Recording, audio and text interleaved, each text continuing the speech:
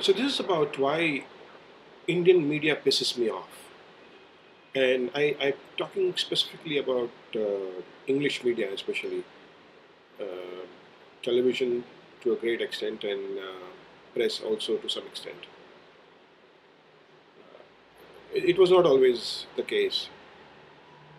In earlier times, I was actually defending Indian media, even as a lot of other people were already attacking it. Say for example, in the during the 26/11 incident, around that time and post the event, that was when the first of the hate Barkhadat groups started coming up on Facebook and all over the place.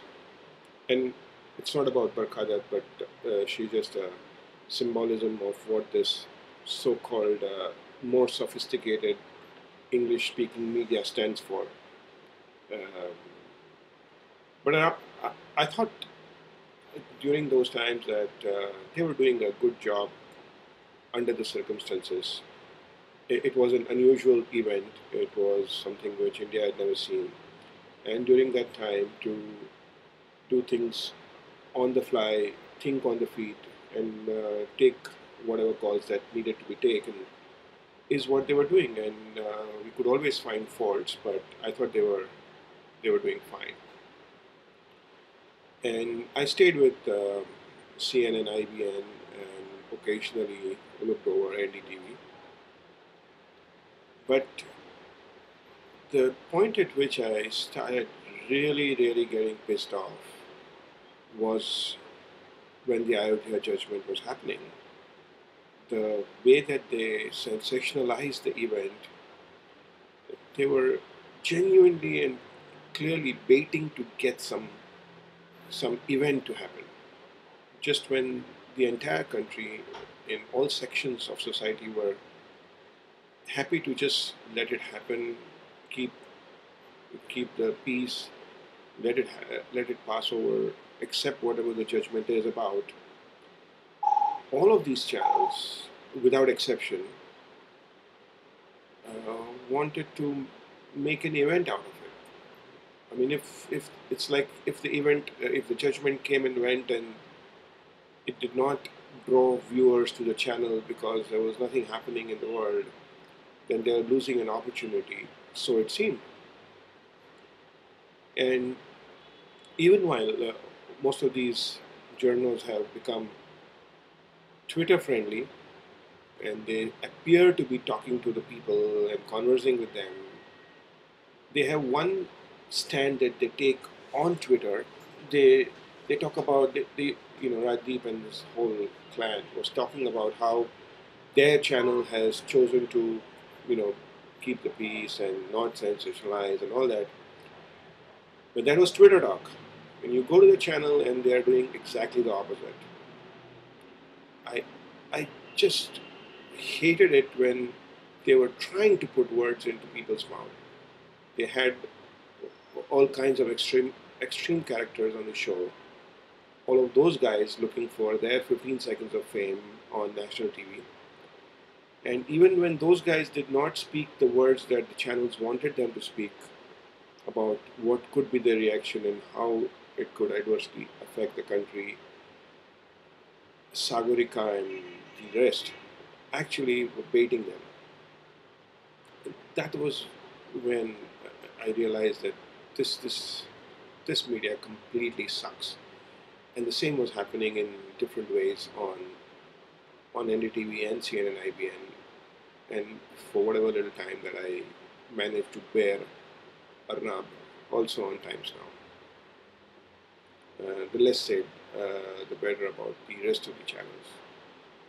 One always thought that this English media was more learned and more sophisticated, and they wouldn't resort to the kind of sensationalism that you would normally associate with the India TVs of this world. But wearing a polished suit of literacy or better apparent maturity, Rajdeep and his company were doing exactly the same, shouting themselves hoarse, making mountains out of molehills. From that day, I pretty much stopped watching all English news on television. I mean, today you don't miss it. I mean, you have just so many different ways in which you can get all the news that you want. Why the hell do you want to listen to this junk and waste your time? As it is, one is stressed for time in life, and the last thing you want to do is to bear up with junk. I eliminated English TV news pretty much from life till the radio tapes showed up. I mean, of course, they showed up on the internet, so I wasn't kind of following news on television to get that information.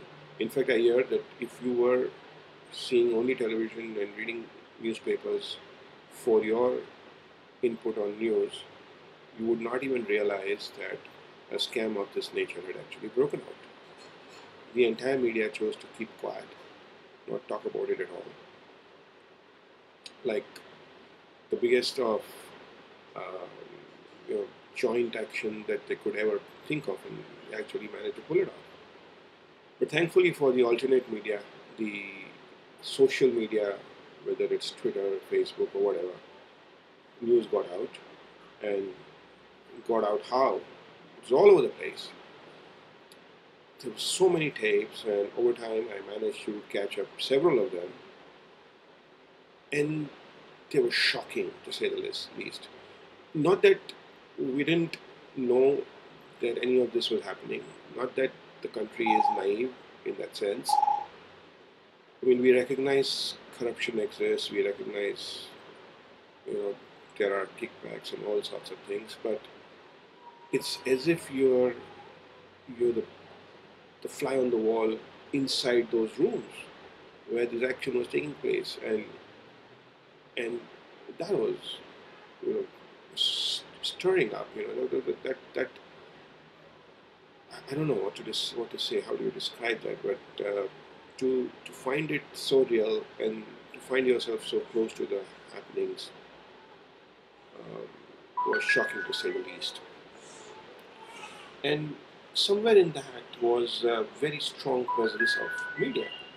Uh, Not that any of that indicated that media was involved in kickbacks or money laundering or anything, but the postures that people like Barkhadat and Veer Sanvi and the rest of the clan who came there, lesser known clan, were taking was shocking. They were virtually appearing to use the reach they had to people in powerful places to manipulate things, to pass on messages, to make things happen, as if to make a certain kind of news to happen, a certain kind of news that would be convenient to them.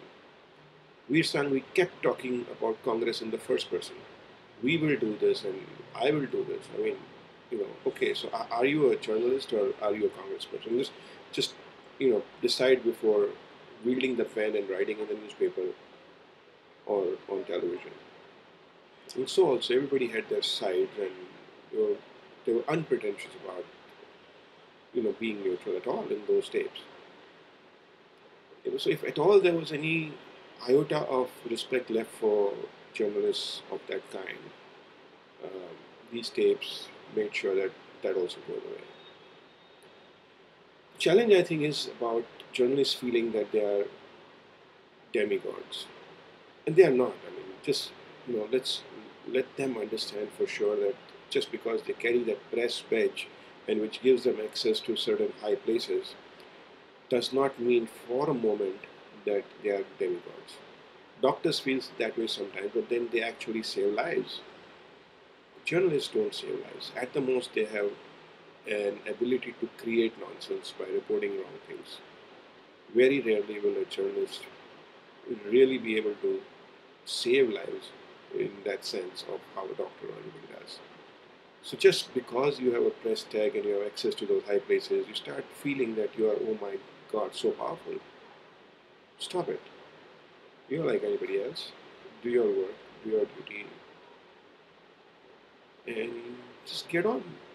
This is nonsense what you're doing.